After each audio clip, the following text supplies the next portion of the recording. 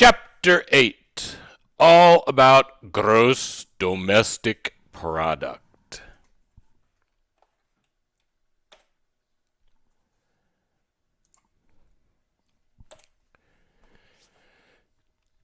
Macroeconomics. Really, everything we've done up to this point is kind of generic economics, and this chapter is where we split off from what you would learn in a 102 class and give you what you need to learn in a macroeconomics class.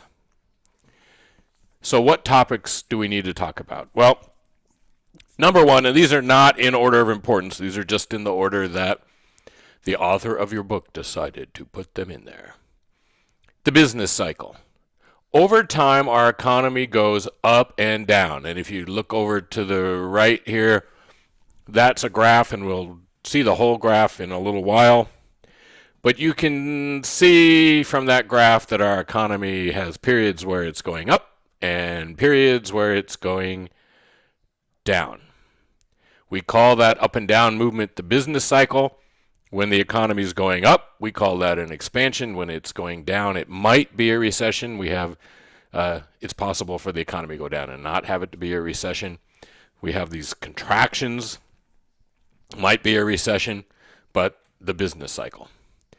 Number two, we want to talk about growth. Over time, the U.S. economy has grown. The U.S. economy is much bigger today than it was 50 years ago, 100 years ago, 200 years ago.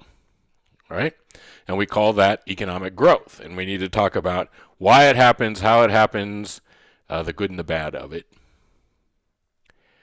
Sometimes people don't have jobs. Sometimes people do. The economy, unemployment in the United States was lowest in recent memory during World War II. And it had periods in the 50s and 60s where it was really, really low, lower than it has been the past few years. There's also been periods where unemployment's been really, really high. The Great Depression, the coronavirus time, a couple of bad recessions that occurred. Right? So how do we have unemployment? Why do we have unemployment? What does that mean to us? And then inflation. Inflation is when we have a persistent increase in prices over a long period of time. And we need to talk about that. If the price of gas goes up today and down tomorrow, that's not inflation. That's not what we're talking about. We're talking about the fact that what costs $1 today cost 50 cents 25 years ago, cost 10 cents 40 years ago. Okay? That's inflation. All right. So the first trick to all this is we need to be able to measure things. Measure what's going on in the economy. And so we have a number of basic measures of what goes on in the economy that you're going to learn. And the first of these basic measures is something called gross domestic product. Gross domestic product is a way to try to measure economic activity. See that word? Well, let's look at all three words. Gross means the total of everything. Domestic means it's happening inside our country. So GDP is about what happens inside our country. And then product tells us it's something about being produced. It can also backwards be income, because to produce something, businesses have to pay people to produce it and pay the people who grow stuff or mine stuff or whatever. And so that process of production is also a process that's creating income. All right?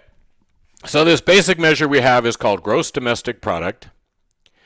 And the definition is here. And this is one of those things that, you'll be drifting off to sleep some night and you'll jerk up and you go, GDP is the market value of all. GDP is the market value of all final goods and services produced in a country during a period of time. GDP is the market value of all final goods and services produced in a country during a period of time. GDP is the market value of all final goods and services produced in a country during a period of time. GDP is the market value of all final goods and services produced in a country during a period of time. GDP is the market value of all final goods and services produced in a country during a period of time. Now, clearly, there's three parts of this that we need to separate out. So again, we're talking about all the goods and services that are produced in our country. Everything from farming to cars to airplanes to haircuts and banks. Everything that goes on in our country that's a good or a service that's sold, and we'll talk about that in a second. So market value, final, yeah, got it? GDP is the market value of all final goods and services produced in a country during a period of time. And usually that period of time is either a quarter, and I don't mean 25 cents, I mean 3 months. So in the U.S., we calculate GDP by the quarter.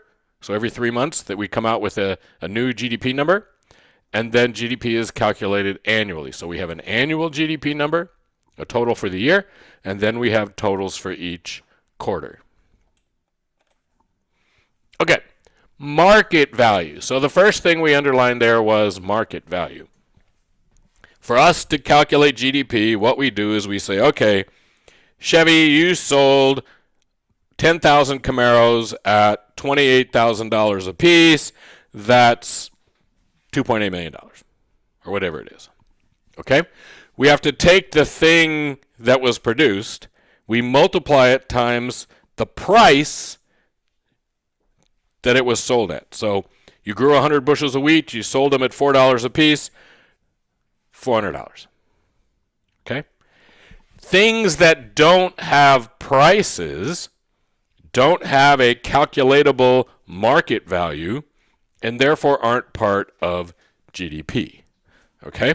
So if you grow some carrots in your backyard and your neighbor grows some squash in their backyard and you trade some of your carrots for some of their squash, not in GDP.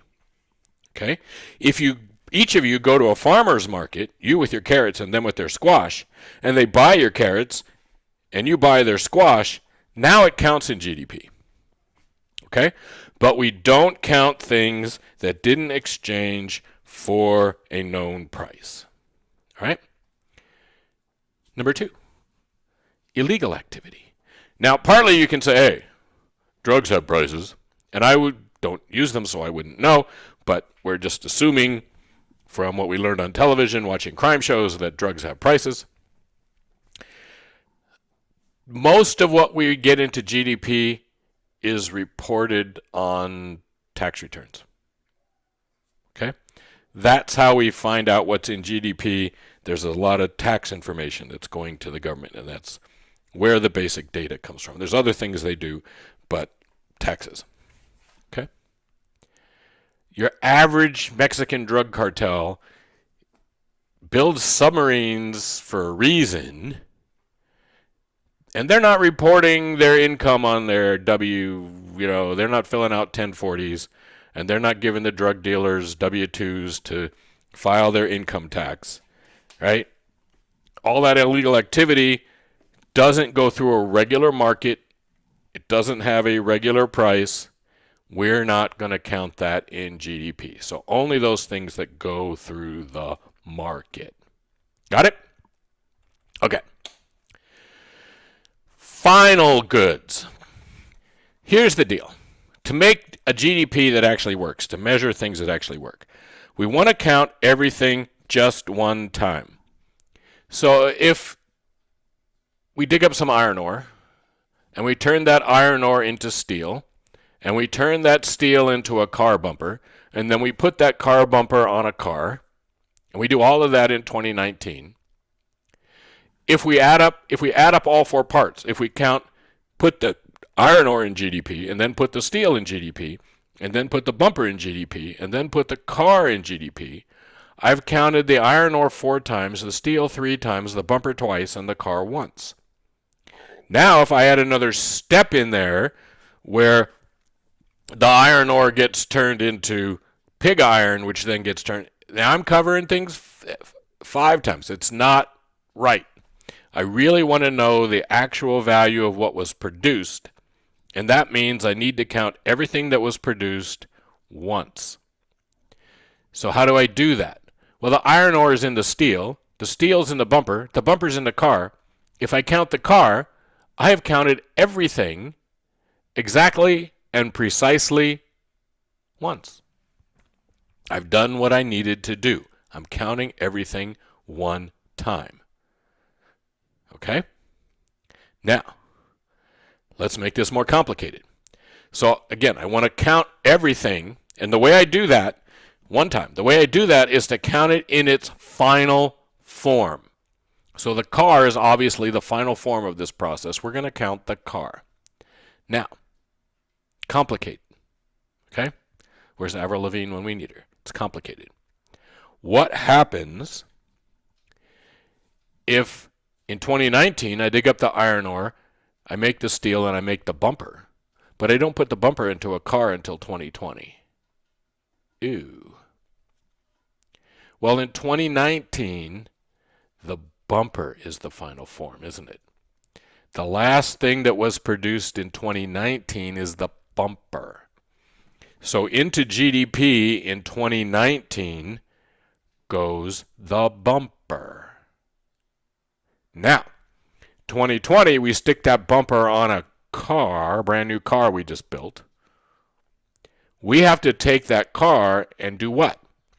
We already counted the bumper. So we have to take the price of the car, subtract out the bumper that we already included, and in 2020, we're going to put in the car minus the bumper. All right? Am I making sense here? I need to count everything just once. Just once. Okay? Now, does it matter where it was made? And the answer to that is yes, because the middle word of GDP is domestic. So if that bumper is built in Mexico, and in 2019 it's finished in Mexico, it no count in GDP. Right? 2020, it comes to the United States and goes into a car, and we sell the car. Now, what was the real production in the United States that year? That bumper was not produced in the U.S. that year. Probably still shouldn't count. And we didn't count it last year because it was in Mexico. Okay? We only want to count production that happens inside the United States. Now, there's more complexity to this, and it's just not a straight line that it's not good, and we'll get back to that. Okay? In fact, we won't get back to that. We'll do that right now. We do what's called the value-added approach. And what that means is we actually don't just count the bumper. We count the iron ore, and then we count the steel minus the iron ore. Right? It was added. Value was added. We converted that iron ore into steel. So we're going to count the iron ore. We're going to count the steel minus the iron ore. We're going to count the bumper minus the steel. So if adding that bumper onto the car increases the value of the car, the increase in the value of that car should count. Value added. Okay? This car is worth more than its parts cost to make. So there's value added in putting those parts together and building the car. All right? Exciting? Yeah, it's exciting. Value added. All right, given time period. We only want to count things that are made now. So if you go to the used car lot and you buy a 2015 whatever piece of junk that is, that doesn't count in GDP. Because it counted in GDP in 2015. We're going to count everything one time in the year it was made. So that car was built in 2015. When we resell it in 2020, we're not counting it because we already counted it. We count everything, one time. One time. We count everything one time. Now, let's complicate this for a second. You take that car that you bought, that's this piece of junk that you bought on the used car lot, and you do this to it. Paint it, fix up the engine, put a 10 million watt stereo system in it, lower it, put some new suspension on it, put some different tires on it. Well, all of that is new, right? The paint job is new, the tires are new, the wheels are new, the rims are new. Engine parts are new. Everything that's new, the new upholstery, the new sound system, all of the new stuff counts. The fact that we bought this used car, that car itself doesn't count. But all the work we do to it so that our friends will look at us like we're stupid and our neighbors will hate us, all of that counts in GDP. Okay? Fun? Yeah.